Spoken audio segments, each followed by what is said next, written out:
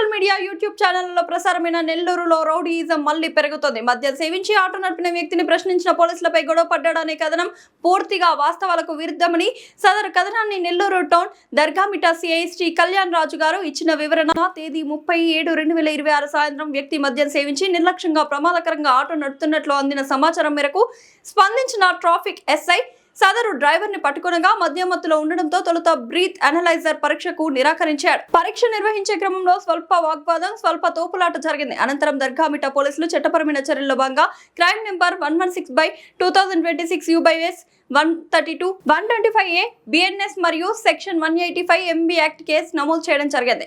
South traffic police station SI గారు మాల్యాద్రి గారికి 112 call వచ్చిన దాని మీద ఒక అన్నోన్ పర్సన్ ఒక ఆటోలో అతివేగంగా నడుపుతున్న సమాచారం మీద అతన్ని నెల్లూరు పొదలకూరు సర్కిల్ వద్ద అతన్ని ఆపడం జరిగింది. అట్టి ఆటోని అతనికి తాగి ఉన్న కండిషన్లో డ్రంక్ అండ్ డ్రైవ్ టెస్ట్ చేశారు. ఇద్దరి మధ్య చిన్న వాదులాట జరిగింది తప్ప దానికి సంబంధించి అంతే తప్ప అక్కడ వేరే రౌడీయిజం ఇవి మ్యాటర్ ఏమి లేదు. ఇదంతా నగర ప్రజలందరూ గమనించవలసి ఉంది. దీనికి సంబంధించి జరిగిన దానికి సంబంధించి మేము చట్టపరంగా చర్యలు తీసుకుంటున్నాము. అంతే తప్ప అక్కడ రౌడీయిజం మ్యాటర్ అనేది లేదు. Thank you.